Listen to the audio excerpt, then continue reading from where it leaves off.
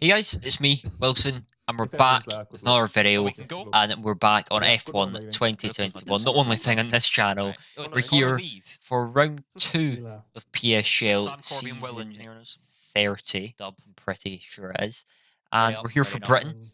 As you can see, it's a pretty stacked grid. I'm sure there's a lot of familiar faces in front of you that I do not need to read out. A few from the old, from the past. We've got Yost in here. We've got Duncan as well. I don't know if he's on that screen. Yeah, Duncan. So a few people from PlayStation transferring over to PC a little later than us. They are making the move, and they've been lucky enough to be slotted into the top tier as a reserve. We're obviously a main driver this season. We're not doing all the races due to challengers being the main focus, but every 2 weeks we're doing one of the races, and this is one of the weeks we are doing one. So it's Britain. We're not really prepared completely compared to quite a few people. So in all honesty, I did not know what to expect. The goal was to get into Q3 and then just see what happened. Even Q3 in this grid is a massive stretch. I think like 70% of it is esports level, 75. I mean, the whole grid's esports level, but pretty much over 50% is esports drivers, or they've got some form of driving in esports.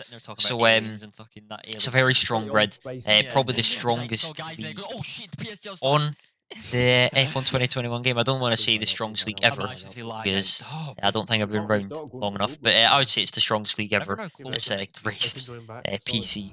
But yeah, enough of my rambling. We're in to Q1 now. We're finishing our lap on mediums. Again, no clue what to expect here. We're just kind of driving and hoping for the best. So we come across line. It's a 26.5 on our first lap on the medium tyre. We then start our second lap. This is on the soft compound tyre, and hopefully we get through in this. That is the hope. You really want to get through one set through to Q2. But again, as I've said about 3 times already, this grid is extremely stacked. So we'll see what we can do. Going through turn 1, now turn 2, believe it or not, it is flat, but it is a corner.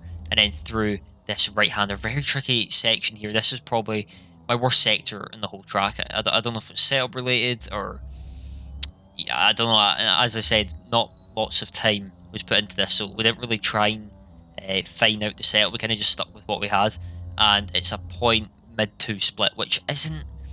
It could be worse. It could be a 0.3, but for Q1, it's not awful, but a few people were doing 0.1s. So, as I said, yeah, our Sector 1 is very poor. But coming around the final 2 corners, double upshift to 5th, bring the final corner. What's it going to be? It's going to be 25.9 just, and that puts us P5 momentarily. And already crossing that line, I knew that was just... Yeah, that was not going to be enough to get through to Q2. So we go again, rounding the final corner. I think we're going to stay on board for this whole lap. So starting our lap here up to 7th. Some people hold 7th through turn 1, which is flat, believe it or not. But we go up to 8th through the left-hander. This is flat also in these modern F1 cars. Into this corner, brake on the curb. Down to 3rd gear. This lap is crucial. We get through to Q2. Down to 3rd gear. Back up to 4th, minimising wheel spin. And we're up in the delta. Very small margins here. It's still going to be a mid-2, so it's not great, but it's 200s up in the delta, hugging the white line on the right-hand side. Into Luffield, I think it is, after the 50, down to 4th gear, clip this apex, and then this next apex. Do we leave it in 4th? No, we go down to 3rd gear, then double up to 5th. Trying to use a little bit of curb, but we're trying to be pretty safe here, as we do not want to mess up this lap, as it is going to get us into Q2 if we get a 10th or 2. Then through Cops, I think it is. I think we take this flat. Obviously cannot see the telemetry, but that is pretty easy flat. Then through Maggots and Beckett's, probably the most tricky part of the track, the most high-speed part of the track. Down to 7th gear, really using all the curb here. Down to 5th gear, we did kind of miss that apex, and then open the DRS 7th gear. It's a 2.5 low split. Is this going to be enough? We've got a lot of traffic ahead of us. Hopefully we do not get blocked. Now going into slow, slam on the brakes, 6th gear, 5th gear, use this curve to rotate your car. We have a little bit of a wiggle. That's lost us about half a tenth on exit into the final corner. We use 3rd gear. It's a bit tight. It's not looking too great so far, up to 5th, but we bring it back to the right hand side, up to line. What's going to be? It looks like it's a 10th improvement, and it's a 25.8, and that gets us P11, and not a bad lap. A pretty safe lap. There's easily an easy 10th in that lap there, which would get us up to P4, or believe it or not. It's just showing how close this grid is. The cut-off was like a 992, I think it was. So our first lap was 6 milliseconds off the cut-off, which is always great. But yeah, not a bad lap. It done the job. Again, I was being pretty safe, especially through the last two corners where we did mess up, especially Stowe. But yeah, as I said, you can see the people who got knocked out. John being one of them. He's also not really focusing this too well as he's in challengers. So I think me and John are the only challenger drivers in this actually, which is ironic. But coming around the final corner on our first Q2 lap, this is on worn tyres. It's actually quicker than our Q1 banker lap on old tyres, and it's a 25.992. So not too bad, but again, that is not getting us through. You can see we're 9th going into the last minutes of this Q2 session. So starting our final lap, this is going to have to be pretty hooked up. We're going to need, I think we're going to need like a low 0.8, high 0.7 to get through into Q3, but we'll see. Again, just taking these corners as easily as we can and not doing too many mistakes, just keeping it in the limit. We go around this final corner, we hook this up much nicer than we did in the Q1 final lap. But we're coming across line 2 tenths up, nearly 2.5 tenths up, and it's a mid 0.7. And I thought at the time, if that's not getting me through, I don't know what will. And it does. P9, mid 0.7, and we're into Q3. And at this point, I'm looking at the grid thinking there's not one driver in here that isn't a main driver for esports. So at this point, I'm not going to lie, I was kind of shitting myself because they're actually quick and we've not really done much practice. And yeah, so at this point, we're looking for a top 8 qualifying. I think that's a dub for us if we can get a top 8. But coming around the final corner on our first Q3 lap, again, old tyres, it's a 25.973, which is again that is not spectacular whatsoever. That's going to get us last, and I cannot afford on people messing up here as esport drivers. They do not make many mistakes. But starting our final lap of the session, this is the one that counts.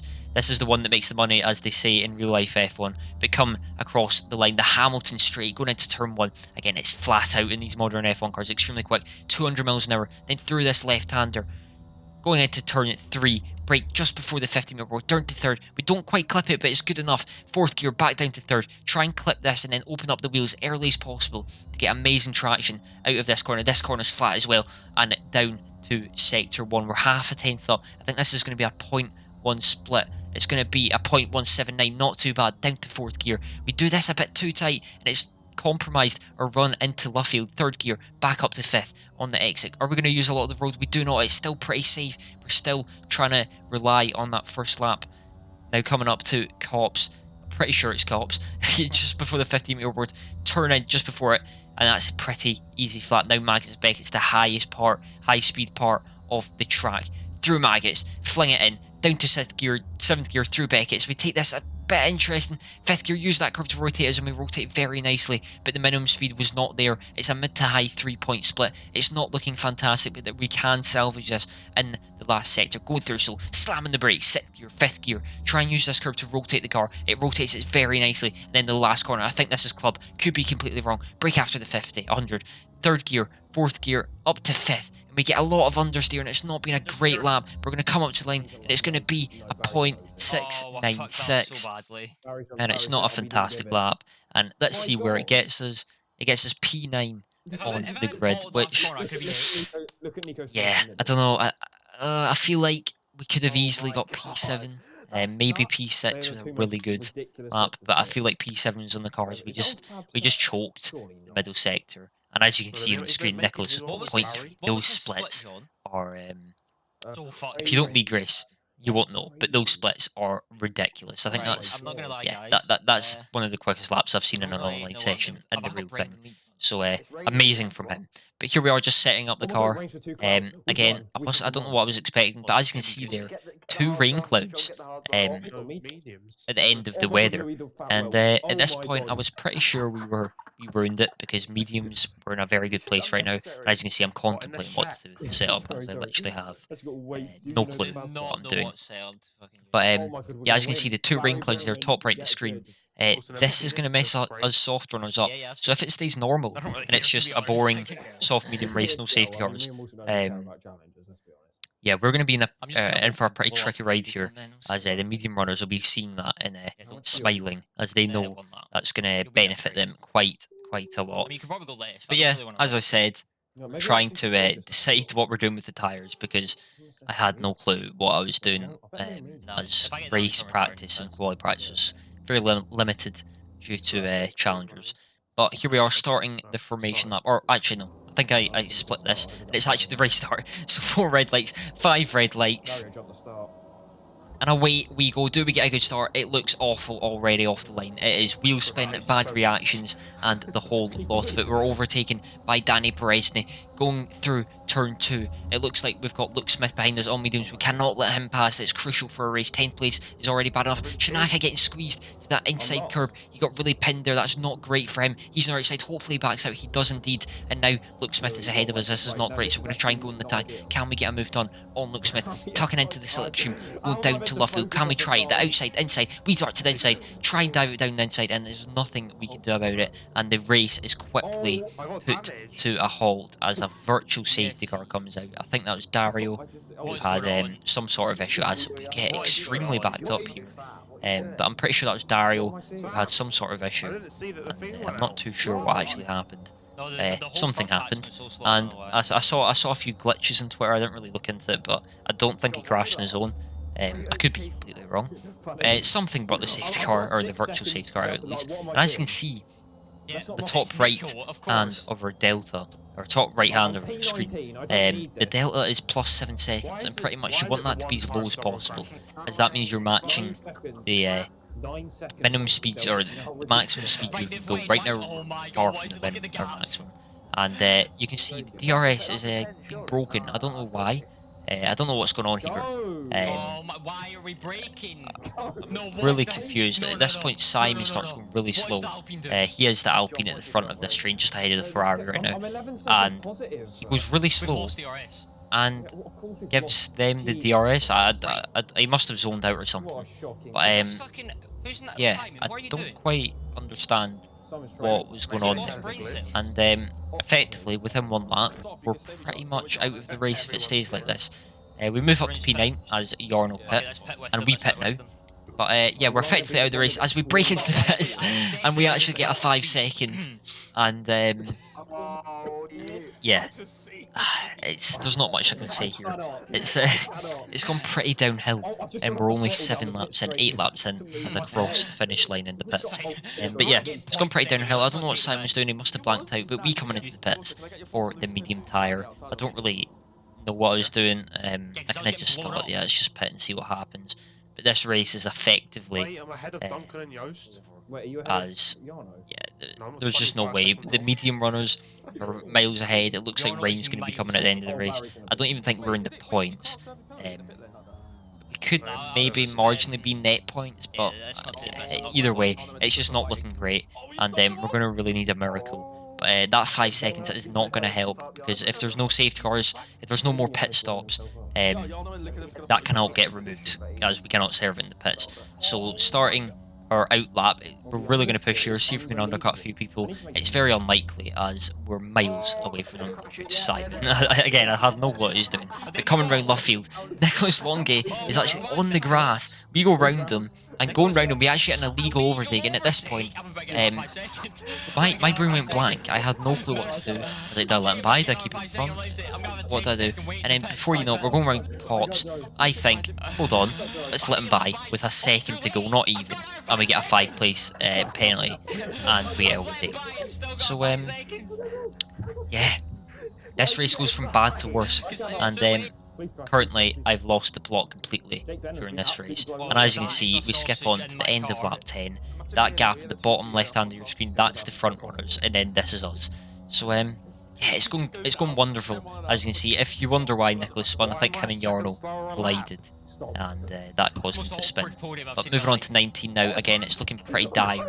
We're still pretty far away. I think we actually caught up to the train just, thankfully to Nico and Simon's amazing race pace. But as you can see, Sang McBride is actually out of the race. It's lap 19, the Psgl round 2 British Grand Prix, and there's a safety car. There's another twist in the tail going into the final part of this race, and this has saved us massively, and we're down in 14th. This is not a net position anymore, but the medium runners are going to pit.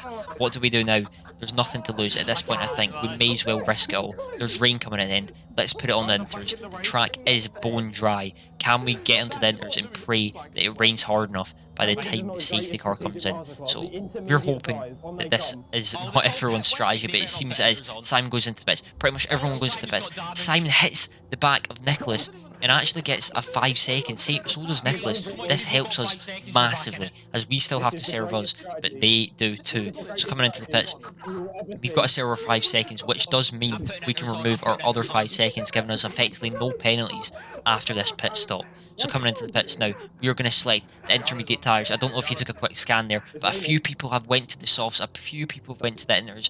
Jorn Otmir in the inters, Shanaka Clay in the inters, Simon Vigang, he's actually went in the softs, which is a big mistake I thought at this point. I thought you may as well not risk it, and or you may as well risk it and go in inters. And as you can see, it looks like it's about to start slightly raining. Yeah, and there's just the way. It's raining. Oh my god, we're gonna win.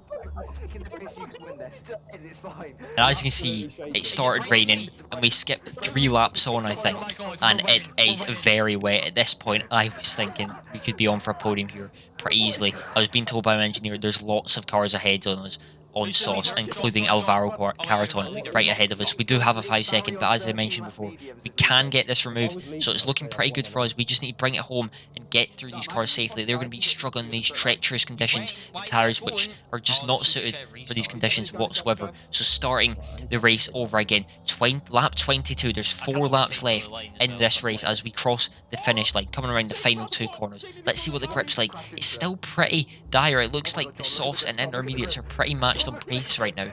It's not too wet. The softs are still they're still quick enough. They've still got the heat in them. We do not have the heat in us just yet. Going round this flat out corner, it's not looking too bad. The grip's getting there. Eventually you can see Alvaro really going wider than you would on a dry track. You see cars ahead fighting, really tussling for position, and it's really going to start to get messy. And we're going to analyse this traction out of this corner. Do we gain Alvaro Caraton? We do gain a bit. It looks like we gain roughly a 1/10 of a second through that left-hander, and this is us. We're starting to gain time slowly but surely throughout these laps. We're just going to get quicker and quicker. You can see they're 3-4 wide up front. It's getting pretty hectic at the front. Are they going to crash? It's nearly 3 wide again through Luffield. Jorn Otmir trying to find his way through the pack as we see a moment on Alvaro Caraton. Can we get a move? Going into cops. We're using all of our ERS. We're not sitting in the slipstream. We'll have a wee look, but it looks like nothing's going to be made of it. Down to 7, down to 6 through cops. We get an amazing run on our intermediates. Brendan Lee has a twitch. So does Alvaro Caraton. We're 3 wide going into Maggots. It looks like, is Alvaro going to back out? And yes, he does. Now through Begets. Can we get Brendan Lee trying to find that inside line? We do find it just about, and we make the move on Brendan Lee, trying to fit in the slipstream of Danny Bresney.